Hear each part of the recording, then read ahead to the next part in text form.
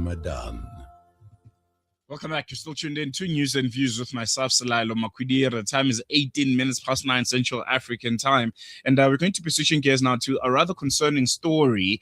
Supporters of the Gaza-bound aid flotilla say they were beaten and prevented from entering a Tunisian port. This after authorities blocked them from docking during a solidarity mission to Palestine. The activists are part of an international initiative which is aimed at challenging the Israeli blockade on Gaza and drawing global attention to the humanitarian crisis inside the territory. Flotilla campaigns have been organized for years, and they've been organized by civil society, essentially seeking to deliver aid and to create an awareness when it comes to a people-led humanitarian corridor into Gaza. But the latest incident in Tunisia, I think, has raised new questions about the risks that have been faced by activists involved in some of these missions and the growing political tensions surrounding efforts to reach Gaza by sea. Some of the participants, I saw some videos online, say they were physically assaulted and insulted after being prevented from entering the port. And this has sparked lots of condemnation from organizers and solidarity groups and people online also who support the Global Sumud Flotilla. And to help us unpack what happened and what it means for the wider movement supporting Gaza, we're joined by Suzanne Abdallah. She's a Palestinian Norwegian teacher, translator, and political commentator, and she's going to be giving us insight on what really happened there. Suzanne, good morning. Thank you so much for joining us. Thank you so much for giving us your time. Good morning. Good morning. I'm happy to be here with you and try to shed light on what happened the other day. We are Global Sumud Flotilla. We are in Tunis at the moment, and we are representing all the different continents of the world. We are from South America, North America, Europe, Africa, Asia. We are here, and we are joining forces to try to launch a new flotilla and land convoy to break the siege on Gaza. We are here because we have been always received with open arms and heart warmth in Tunisia. And the people in Tunisia are amazing, and they are like a family for us. It's like Tunisia, it's like a second home for all of us here. And we are here to plan for our spring mission to try to break the siege on Gaza, where we are trying to send over 100 boats and thousands of activists. And we wanted to show our appreciation and gratitude to the port workers in Sidi Bouzid here, who have contributed enormously and generously when we had our previous mission in September 2025. And they, without their help, without their solidarity, without their support, we would not have been able to send our boats that are loaded with hope, loaded with solidarity, with activists that want to reach Gaza, want to break the siege on Gaza and open a humanitarian corridor. We were trying to go, we were allowed to go, and then the local authorities here decided that they didn't want us, decided to revoke this permission for us to go and visit the port and talk to the workers. And we decided to go anyway, but we had flowers, and we thought that we will go and try to reach them and give them the flowers and say thank you. And we were met with the police. They were standing and blocking the way.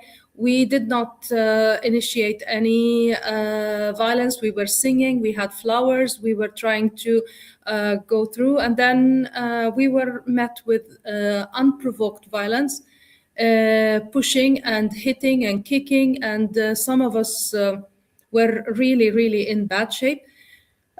Fainted and needed medical attention. And I was pushed around, and I got a lot of the beatings, but at the same time, it was not it's not what I am taking with me from Tunis. I'm taking with me from Tunis all the Tunisian people that were around us and tried to help us. I was at the hospital with my Tunisian friends, and I was received with a lot of care at the hospital.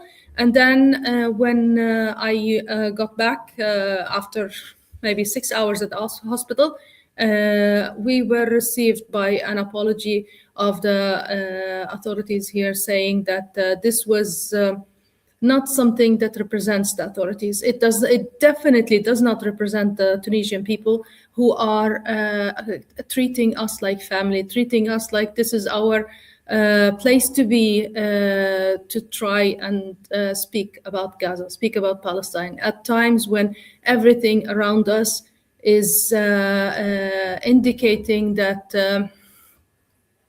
that it is now Gaza needs us to speak about what's happening more than ever, because the attention in the international scene is elsewhere.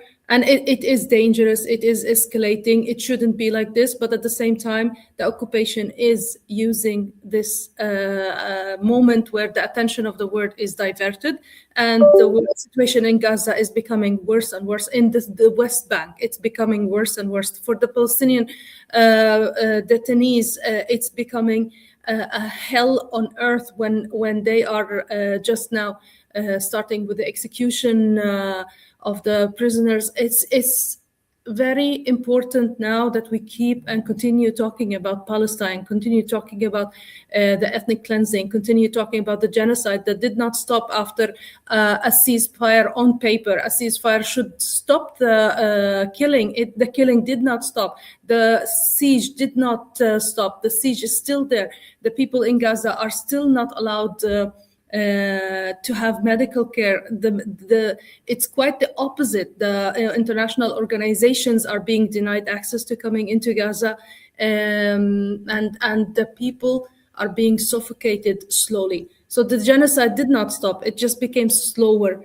And with the escalation on the international scene, Gaza is being pushed aside. The West Bank is being pushed aside, and it's our responsibility to try and continue our efforts to join forces from all around the world. Like today in Tunisia, we are joining forces. We are trying with our friends here in Tunisia to, in all the Maghreb, Sumud Maghreb, trying to send even more and more people, even a land convoy, trying to tell the people in Gaza, we are here. And when the leaders of the world disappoint the Palestinians by their silence and complicity, we, the people of the world, we rise and we show solidarity. We do our best to try to break the siege and end the occupation on Gaza. And in the West Bank, the ethnic cleansing that's going on since 1948. It's not something that started now. It's not something that started in October 7th in 2023. It is an ongoing genocide that started from 1948. I want to come back to the incident itself. Did you get an explanation from the Tunisian authorities on why this attack happened, and are there going to be any kind of consequences for the perpetrators of this abuse? Essentially, I mean, you fainting, needing medical attention, it could have turned out really, really ugly. I agree.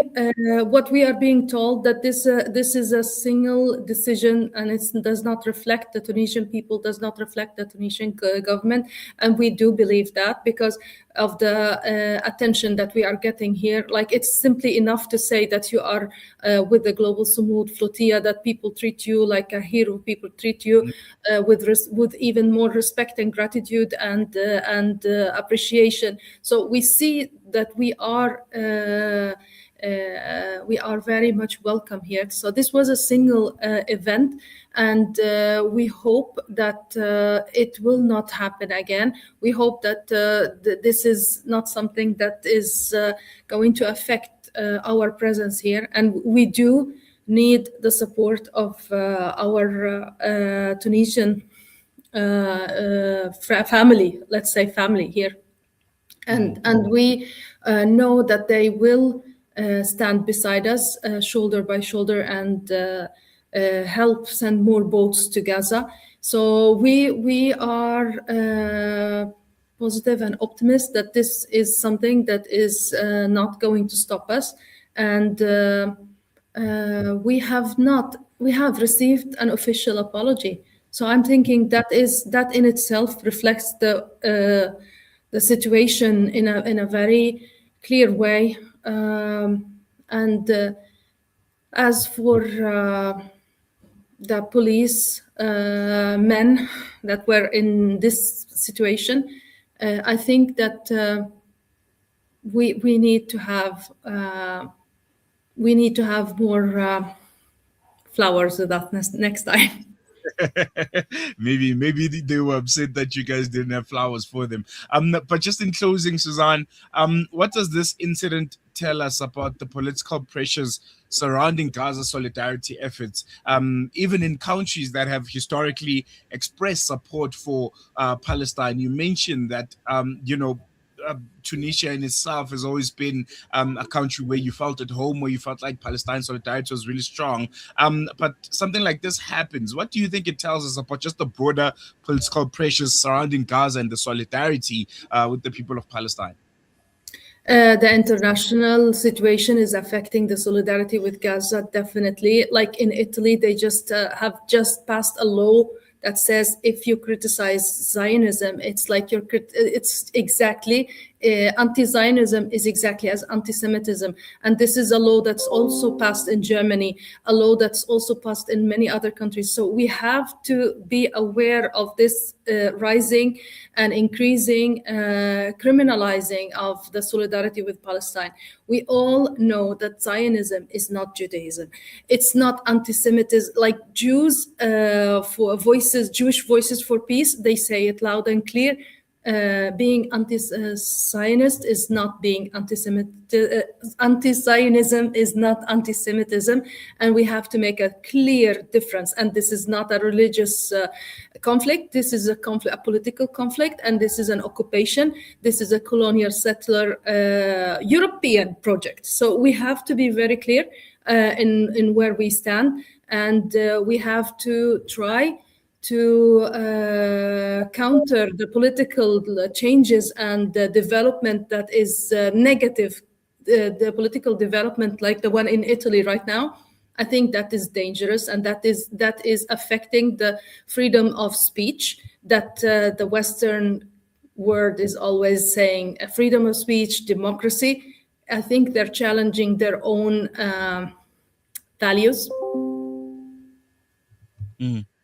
No, most definitely.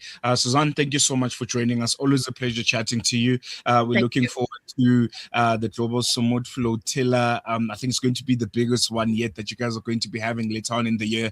And I will definitely be keeping in touch to track and support you guys in whatever way that we can. Really, really appreciate it. Thank you so much for having me. And we will be back with good news. And hopefully next interview will be from Gaza. Inshallah. Thank you so much. There was Susanna Abdallah, Palestinian Norwegian teacher, translator, and political commentator, and activist, speaking to us about the latest controversy surrounding the Gaza Aid Flotilla. This is after activists were essentially beaten and abused and blocked from entering a Tunisian port. They were there to show solidarity to the port workers out in Tunisia. And it ended really, really ugly. And I think this paints a really, really bleak message on what we're currently seeing the world over, the pressure on pro-Palestine activism. And I think the incident highlights the growing tensions around international solidarity efforts aimed at challenging the blockade of Gaza, the genocide itself, and speaking out against it. And I think what's very, very important and at the heart of the Global Summit Flotilla, delivering much, much needed humanitarian assistance to the people of Gaza. So yeah, it's a story we'll keep a close eye on. Otherwise, we're going to take a quick break. News and views will continue after this. Zakat.